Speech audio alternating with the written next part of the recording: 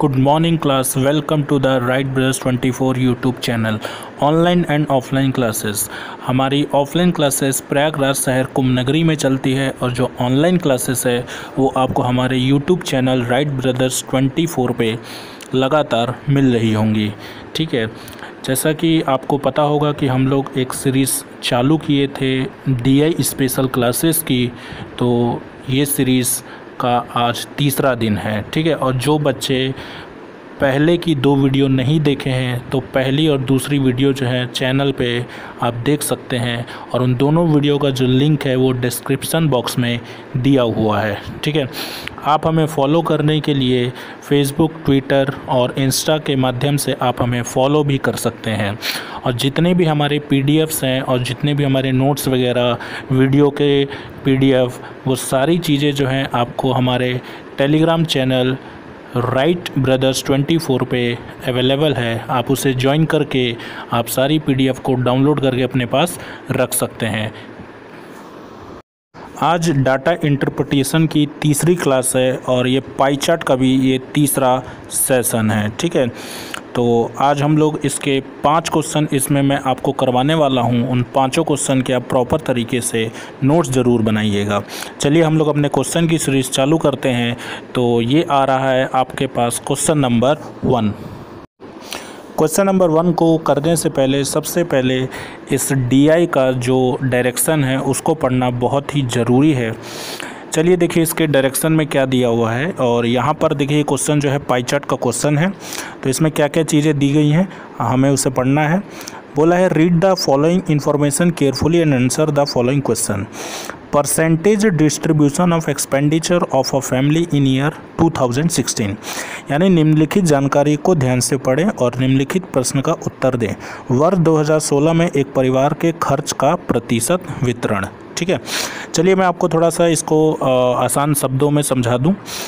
यहाँ पर देखिए ये जो पाई चार्ट दिया है, यहाँ पर एक परिवार का जो वर्ष 2016 में जो भी उनका इनकम होता है उस इनकम में से जो भी अलग अलग प्रकार के खर्चे और उन खर्चों को हटाकर जो बचत होता है तो उसका परसेंटेज दिया है। ठीक है, जैसे यहाँ पर देखिए भोजन यानी फूड पर 23%, क्लोथ पर 10%, हाउसिंग पर 15%, एजुकेशन पर 12% और ट्रांसपोर्ट पर 5% और अदर पे 20% और सेविंग पे 15%। यानी कि जैसे मान लीजिए कि अगर किसी परिवार में कुल आय 2016 में कुल आय, देखिए पूरे वर्ष की आय होगी। ठीक है, और यहाँ पर ये जो डिस्ट्रीब्यूशन है ये भी पूरे वर्ष का ही दिया है। ठीक है, 2016 का। तो आप मेरे को बताइए कि कुल आय में से अगर मान लीजिए कुल आय हम लोग 100 रुपये लेते हैं, तो 100 रुपये में से फूड यानी भोजन पे अगर आपको खर्चा निकालना है तो भोजन पे खर्चा निकालने के लिए आपको 23% 100 रुपये का निकालना होगा। तो 23% अगर 100 रुपये का अगर हम लोग निकालते हैं तो 23 रुपये का 23% 100 रुपये का आता है 23 रुपया। यानी कि 100 रुपये में से 23 रुपये खर्चा भोजन पे हो रहा है। इसी प्रकार से अगर आप 100 रुपये में से बचत निकालना चाहते हैं तो बचत हमारा हो जाएगा 15%, दैट इज़ 15 रुपया। ठीक है, और इसी प्रकार से आप कपड़े पे, हाउसिंग पे, एजुकेशन यानी शिक्षा पे, ट्रांसपोर्टेशन यानी परिवहन पे और अदर यानी अन्य पर। ठीक है, तो जो भी आप निकालना चाहते हैं आप यहाँ पर निकाल सकते हैं। Question number 1.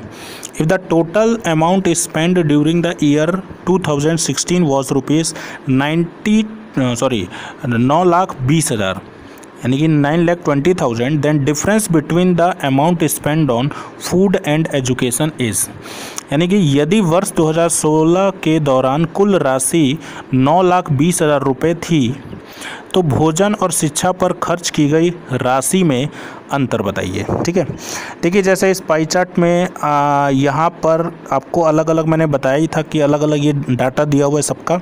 अब यहाँ पर बोला है कि अगर टोटल 9,20,000 2016 वर्ष 2016 में 9,20,000 रुपये एक व्यक्ति अगर कमा रहा है तो बताइए कि उसके भोजन और शिक्षा पर जो वो पैसा खर्च करता है उसके बीच में अंतर क्या होगा। तो यहाँ पर हम देख सकते हैं कि भोजन पे 23% खर्चा हो रहा है और शिक्षा पर 12% खर्चा हो रहा है, ठीक है। और मैंने आपको देखो पहले की वीडियोस में भी एक बात बता रखी है कि अगर डाटा एक ही पाई चार्ट में से सॉल्व करना होता है तो हमें डिफरेंस उनका अलग अलग ना निकाल के हम यहाँ पर डिफरेंस पहले परसेंटेज में निकाल लेंगे। तो हमारा जो डिफरेंस आएगा परसेंटेज में 23 और 12 का अंतर होता है 11%। तो बताइए कि 11% अब हम लोग निकालेंगे सीधा सीधा 9,20,000 रुपये का। और जब हम लोग 11% 9,20,000 का निकालेंगे तो देखिए 11/100 इंटू 9,20,000 इज इक्वल टू 1,12,000। यानी कि इस सवाल का जो सही उत्तर होगा 1,12,000 रुपया। यानी कि इस हिसाब से हमारे पहले वाले सवाल का जो सही उत्तर होगा वो B option, that is 1,12,000 is the correct answer. सवाल number 2, if the total amount during 2016 by family is ₹4,60,000 then find the average monthly expenditure of family on clothing and transportation together. यदि परिवार द्वारा 2016 के दौरान खर्च की गई कुल राशि 4,60,000 रुपये है तो कपड़े और परिवहन पर परिवार का औसत मासिक खर्च एक साथ कितना है। ठीक है, चलिए इसको सॉल्व करते हैं। ये बताइए, यहाँ पर मैंने आपको देखिए शुरू में ही बोला था जब हम लोग डायरेक्शन इसका पढ़ रहे थे तो डायरेक्शन में साफ साफ ये लिखा हुआ था कि यहाँ पर जो भी खर्चा जो भी चीज़ें दे रखी हैं ये सारी जो है वर्ष 2016 यानी कि पूरे साल भर के डाटा का पूरा वितरण दिया हुआ है इस पाई चार्ट के अंदर। ठीक है, तो आप मेरे को बताइए कि पूरा यहाँ पर अगर हम लोग सालाना खर्चा निकालें क्लोथिंग और ट्रांसपोर्टेशन यानी कि कपड़े और परिवहन पे तो 10% प्लस 5% इज इक्वल टू 15%। यानी कि 10 और 5 15% जो है वर्ष 2016 में खर्चा होता है पूरे साल भर में। तो बताइए 15% अगर 4,60,000 का निकाला जाए तो आता है 69,000, दैट इज़ 69,000। लेकिन हमें यहाँ पर एवरेज निकालना है तो हम लोग सबसे पहले क्या करेंगे, एवरेज निकालने के लिए बताइए कि यहाँ पर बताओ एवरेज का फॉर्मूला होता है sum of observation divide by number of observation. और ये बताइए कि क्लोथिंग और ट्रांसपोर्टेशन का सम ऑफ ऑब्जर्वेशन जो है 69,000 आया था। और ये बताओ कि इनको अगर हम लोग नंबर ऑफ ऑब्जर्वेशन यानी कि 2 से जब डिवाइड करेंगे तो हमारा जो आंसर आ जाएगा वो 34,000 के समथिंग आ जाएगा। तो आप मेरे को बताइए कि जब हम लोगों को यहाँ पर एवरेज पूछा गया था मंथली का, लेकिन ये बताइए कि ये जो एवरेज हमारा आया है ये मंथली नहीं, ये हमारा पूरा ईयरली आया है। तो बताइए कि अगर ईयरली अगर हमारा आ रखा है तो मंथली में उसको कन्वर्ट करने के लिए एक साल में 12 महीना होता है तो हम लोग इसको 12 से डिवाइड कर देंगे। और जैसे ही हम लोग 12 से डिवाइड कर देंगे तो हमारा जो आंसर आ जाएगा वो 2,875 रुपये जो है इस सवाल का सही उत्तर आ जाएगा। Question number 3, if the income of family is increased by 20% in 2017 from previous year but except saving the expenditure remains same for all, then by what percent saving will be increased in 2017 from previous year। यानी कि यदि पिछले वर्ष से 2017 में परिवार की आय में 20% की वृद्धि हुई है लेकिन बचत को छोड़कर सभी खर्च समान रहेगा तो पिछले वर्ष से 2017 में बचत प्रतिशत में क्या वृद्धि होगी। ठीक है, चलिए देखिए क्या कह रहा है क्वेश्चन में। यहाँ पर देखिए हमें पता है कि यहाँ पर आपको इनकम दी नहीं है तो इसलिए हमें इनकम मानना पड़ेगा। तो आप मेरे को बताओ कि अगर इनकम हम माने तो हमने इनकम को 100 रुपये मान लिया, यानी कि परिवार जो है 2016 में यहाँ पे इनकम जो मैं मानूंगा ये 2016 की इनकम होगी। ठीक है, क्योंकि ये पाई चार्ट भी 2016 के लिए दिया हुआ है।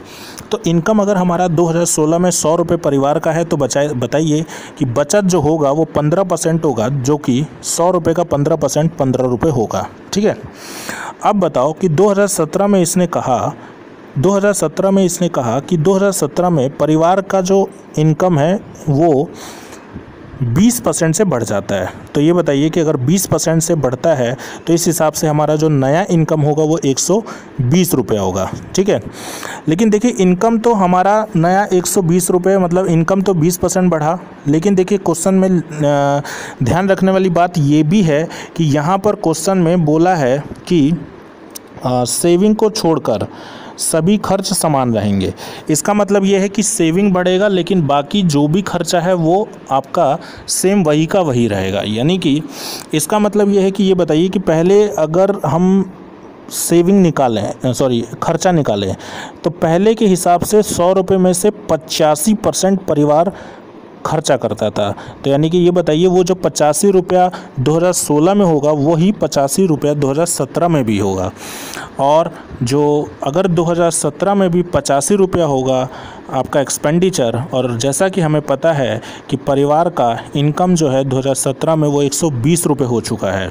तो आप मेरे को बताइए कि जब 120 रुपये इनकम है जिसमें कि 85 रुपये एक्सपेंडिचर है, तो जैसे ही अगर आप माइनस करते हैं तो आपके पास जो आएगा वो 35 रुपये आएगा, जो कि नया सेविंग 35 रुपये हो जाएगा, ठीक है। अगर नया सेविंग 35 रुपये है और जैसा हमें पता है कि पुराना वाला सेविंग 15 रुपये है, तो बताइए कि कितना परसेंट इंक्रीज़ हुआ। तो परसेंटेज निकालने के लिए 35 में से 15 को घटाकर, है ना, और ये बताओ कि ये जो इंक्रीमेंट लगा है ये 2016 पे लगा है, तो इसलिए हम लोग तुलना भी 2016 वाले से करेंगे। तो 35 में 15 घटाकर उसको 15 से डिवाइड करके 100 से मल्टीप्लाई कर देंगे ताकि ये चीज़ परसेंटेज में चेंज हो जाए। तो इस हिसाब से हमारा परसेंटेज में जो आंसर आ जाएगा वो 133.33% is the correct answer of this question, ठीक है। यानी कि क्वेश्चन नंबर 3 का जो हमारा सही आंसर होगा वो D option, that is 133.33%। Question number 4, find the central angle made by the maximum amount in the given graph. दिए गए ग्राफ में अधिकतम राशि से बना केंद्र कोण ज्ञात कीजिए, ठीक है। तो अब बताइए कि अधिकतम राशि यहाँ पर देखा जाए तो भैया परसेंटेज में देख लो, यहाँ पर भोजन पे 23% अधिकतम मेरे को दिख रहा है, आप भी देख सकते हो, ठीक है। तो ये बताओ कि हम सीधा 23% अगर सेंट्रल एंगल निकालने की बात करें तो मैंने आपको पहले भी ये बता रखा है, पहले की वीडियोज़ में भी, कि ये पूरा जो सर्कल होता है वो 360 डिग्री का है, ठीक है। तो आप 23% 360 डिग्री का जैसे ही आप निकालेंगे तो आपका आंसर आ जाएगा 82.8 डिग्री। यानी कि इस हिसाब से हमारे चौथे नंबर सवाल का जो सही उत्तर होगा वो A option, that is 82.8 degree lock कर दिया जाए। Question number 5, find the ratio between saving and total expenditure of family in 2017 if the income of family is increased by 20%। परिवार की आय में 20% की वृद्धि होने पर 2017 में बचत और परिवार के कुल खर्च के बीच अनुपात का पता लगाएं, ठीक है। चलिए इसको सॉल्व करते हैं। यहाँ पर देखिए हमें इनकम दिया नहीं है तो हमें इनकम मानना पड़ेगा। 2016 में परिवार जो है मान लीजिए कि 100 रुपये कमाता था, ठीक है। 100 रुपये इनकम में से अगर परिवार का बचत 15% दिया हुआ है तो 15% 100 रुपये का निकालेंगे तो बचत परिवार का आएगा 15 रुपये, ठीक है। अगर परिवार का 15 रुपये बचत आएगा तो खर्चा उसका आएगा 85 रुपये, ठीक। चलिए अब आते हैं 2017 में क्या कह रहा है। 2017 में परिवार की इनकम 20% की वृद्धि हो जाती है। तो ये बताइए कि परिवार का जो 2017 में इनकम होगा 120 रुपया, ठीक। अब 120 रुपये में से अगर मैं एक्सपेंडिचर निकालूंगा तो 120 का 85% हम लोग निकालेंगे तो हमारे पास 2017 में परिवार का एक्सपेंडिचर नया वाला आ जाएगा, ठीक है। और अगर हम लोग सेविंग और एक्सपेंडिचर का रेशियो निकालना चाहते हैं तो जैसा कि हमें पता है कि सेविंग 15 हमें दिया हुआ है और नया एक्सपेंडिचर परिवार का 120 × 85/100 हम लोग रख के सॉल्व जब करेंगे इस क्वेश्चन को तो हमारे पास जो इसका सही उत्तर आ जाएगा वो आ जाएगा 5:34। यानी इस हिसाब से हमारे 5 नंबर सवाल का जो सही उत्तर होगा वो C option, C is the correct answer. यानी कि 5:34 जो है इस सवाल का हमारा सही उत्तर हो जाएगा, ठीक है। उम्मीद करता हूँ ये 5 क्वेश्चन जो DI के आज हमने किए हैं आपको समझ में आए होंगे। And thanks for watching our video. Free free का ज्ञान नाकाम ना हो जाए, इसलिए आप गुरु दक्षिणा के रूप में आप इस चैनल को ज़्यादा से ज़्यादा लाइक करें, सब्सक्राइब करें, शेयर करें और कमेंट करें, जिससे कि ज़्यादा से ज़्यादा इस बच्चे जो हैं इस वीडियो को देख सकें। और इसी के साथ हमारी आज तीसरा जो क्लास है DI का वो ख़त्म होता है। तो आप लोग सुरक्षित रहें और अपनी पढ़ाई को जारी रखिए और हमारे साथ इस चैनल के माध्यम से जुड़े रहिए। Okay, thank you class.